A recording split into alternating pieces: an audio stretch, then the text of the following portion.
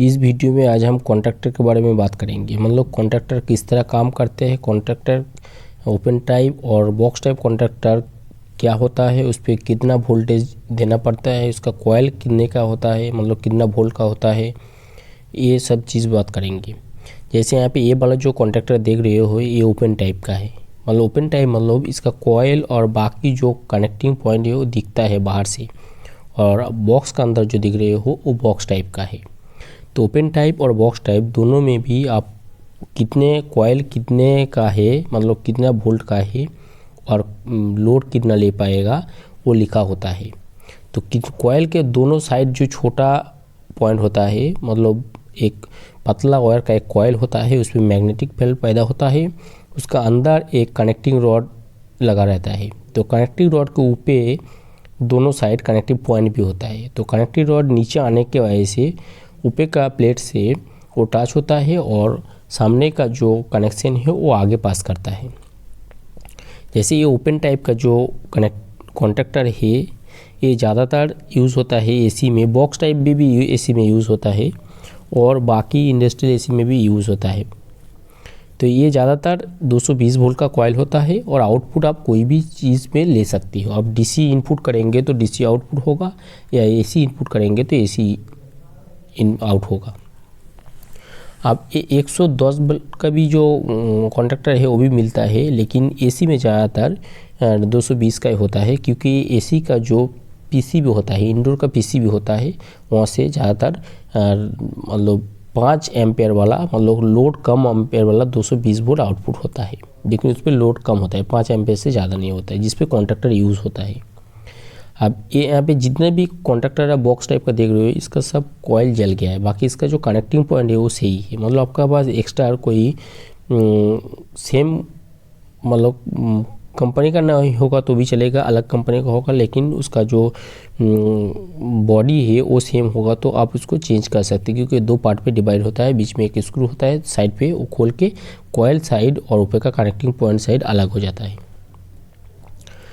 यहाँ पे जैसे स्टिकर लगा हुआ है, स्टिकर पे भी लिखा हुआ है इसका जो कॉइल है वो कितना वोल्ट का है, मतलब उस पर कॉइल इनपुट कितना दे सकते हैं, और जो इसका कनेक्टिंग पॉइंट है उसका भी लोड भी दिया हुआ रहता है, एम्पियर में दिया रहता है, मतलब कितना एम्पियर और लोड लेगा। जैसे एसी में क्या होता है, इंडोर और आउटडोर जो होता है, पहले का जो पुराना वाला एसी है उस पर कॉन्ट्रैक्टर यूज़ होता था, अभी इन्वर्टर एसी आ गए ज़्यादातर तो उस पर कॉन्ट्रैक्टर यूज़ नहीं होता है। तो पहले में क्या होता था, 2 टन का जो ऊपर जो कॉन्ट्रैक्टर मशीन है, मतलब या 2 टन का भी है, तो उस पर क्या होता है पीसीबी से 5 वोल्ट वाला 220 वोल्ट लेकिन 5 एम्पेयर सीपी उस पर से आउटपुट होता था। तो उससे क्या होता था 5 एम्पेयर वाला जो लोड है उस पर कंप्रेसर स्टार्ट नहीं होता था, इसके लिए कॉन्ट्रैक्टर आउटडोर में दिया रहता था और उसके मतलब 5 एम्पेयर वाला 220 वोल्ट कॉइल पे सप्लाई देने के बाद वो जो कनेक्टिंग पॉइंट है वो कनेक्ट हो जाता था।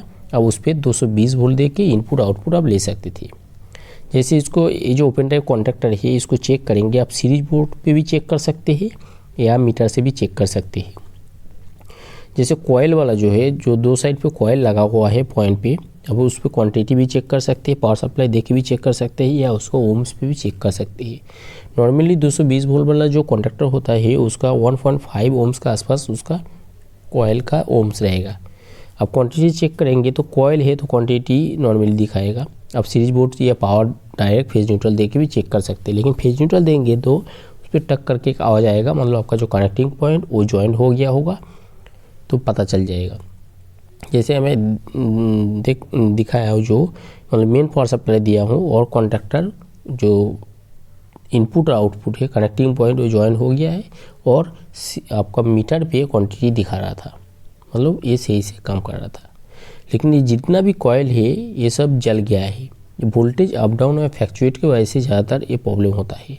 ये वाला जो कॉइल दिख रहे हो प्लास्टिक लगा हुआ है, ये कॉइल है इसके नीचे का पोर्शन में, और ऊपर जो है प्लंजर है, एक प्लंजर नीचे कॉइल में पावर सप्लाई देने की वजह से मैग्नेटिक फील्ड पैदा होता है, ऊपर का जो प्लंजर है नीचे तरफ आता है और नीचे भी एक कनेक्टिंग पॉइंट होता है, तो उसकी वजह से क्या होगा ऊपर का कनेक्टिंग पॉइंट नीचे का कनेक्टिंग पॉइंट से कनेक्ट हो जाता है और आप इनपुट पे जो सप्लाई देंगे वही आउटपुट से निकलेगा। लेकिन ओपन टाइप में क्या होता है, 2 पॉइंट तो होता है लेकिन 1 पॉइंट शॉर्ट होता है, मतलब उस पर आप जो पुट इन करेंगे वही आउट निकलेगा। अब पावर सप्लाई दो और नहीं दो, उसको एक्स्ट्रा पॉइंट देने के लिए दिया रहता है। लेकिन ये बॉक्स टाइप में ये जो देख रहे हो कॉन्ट्रैक्टर, ये दोनों प्लंजर है, मतलब 2 प्लंजर है। मतलब आप इस पर फेज़ न्यूट्रल इन करेंगे तो उधर आउटपुट भी फेज़ और न्यूट्रल मिलेगा, या आप 2 चीज़ चला सकते हैं इस पर। मतलब कनेक्टिंग पॉइंट जो है इसका जो प्लंजर है वो 2 है, मतलब एक ही कॉइल से 2 प्लंजर को ऑपरेट किया जाता है इस पर। और ओपन वाले में जो बाजू वाले में उस पर सिंगल प्लंजर है, मतलब एक ही पॉइंट उस पर ले सकते हैं।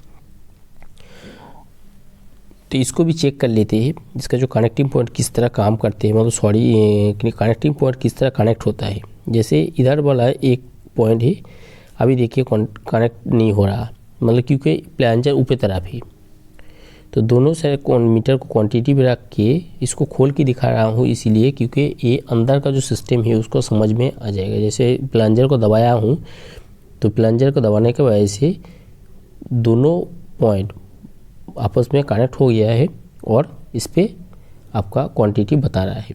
लेकिन यही काम अब पावर सप्लाई करेगा, मतलब लेफ्ट साइड और राइट साइड में छोटा पॉइंट दिख रहा है, वहाँ पे पावर सप्लाई देंगे तो ये प्लंजर ऑटोमेटिक बैठ जाएगा नीचे तरफ।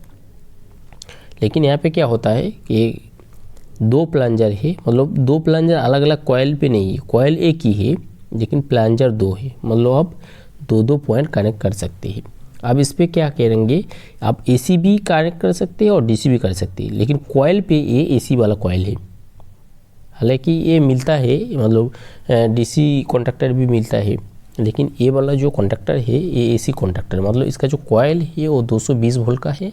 कॉइल में 220 वोल्ट देंगे आप तो ऊपर का जो प्लंजर है वो नीचे तरफ बैठ जाएगा। तब सीरीज बोर्ड से इसको फिर से एक बार चेक करेंगे, दिखाएंगे किस तरह होता है। तो प्लंजर बैठने के बाद आप कोई भी साइड जो सप्लाई देंगे, AC देंगे तो AC निकलेगा, DC देंगे तो DC निकलेगा। जैसे ये सीरीज बोर्ड से चेक किया हूँ, तो ये आप फेज़ न्यूट्रल दे के भी चेक कर सकते हैं। फेज़ न्यूट्रल देंगे तो ये कॉन्ट्रैक्टर एक आवाज़ आएगा और उसका जो प्लंजर है बैठ जाएगा। अब क्वांटिटी से चेक करेंगे तो यहाँ पे कॉइल पे देखिए, पहले क्वांटिटी चेक करेंगे, यहाँ पे क्वांटिटी दिखा रहा है, मतलब ये कॉइल सही है। अब इसको ओम्स पे भी चेक करते हैं। जैसे देखिए 1.5 बताया था, 1.6 के आसपास इसका ओम्स है, मतलब इस तरह इसका कॉइल सही है कि नहीं वो चेक कर सकते हैं। लेकिन ये वाला देखिए, इस पे कॉइल जला हुआ है तो कॉइल पे कोई क्वांटिटी या ओम्स कुछ नहीं दिखा रहा है, मतलब ये कॉइल जल गया दिख रहा है, इसके लिए पता चल रहा है। कभी कभी क्या क्या होता है बाहर से पता नहीं चलता, तो आप मीटर से इस तरह चेक कर सकते हैं। अब इस पर फ़ायदा क्या होता है, जैसे कोई लोड वाला कोई मशीन है, उस पर आप जहाँ से पावर सप्लाई लेते हो वहाँ पे, मतलब जो PCB से पावर सप्लाई वो उससे नहीं चला सकते हैं, तो उसमें से 220 वोल्ट तो आता है लेकिन उसका लोड कैपेसिटी जो हो कम है, तो उस जगह पे एक कॉन्टैक्टर यूज़ करके वो मशीन को आप यूज़ कर सकते हैं। जैसे जहाँ से पावर सप्लाई आता है वो कॉन्टैक्टर पे इन करेंगे और मेन सब पावर सप्लाई आप कॉन्टैक्टर के थ्रू आउटपुट करके वो मशीन को चला सकते हैं। मतलब इस तरह एक कॉन्टैक्टर को आप यूज़ करके कोई भी मशीन हो, कंप्रेसर हो, कोई भी पंप हो, कोई भी चीज़, उसको आप जो वोल्टेज सही है लेकिन उसका कैपेसिटी जो है एम्पेयर है, लोड है कम है, तो उस जगह पे ये यूज़ करके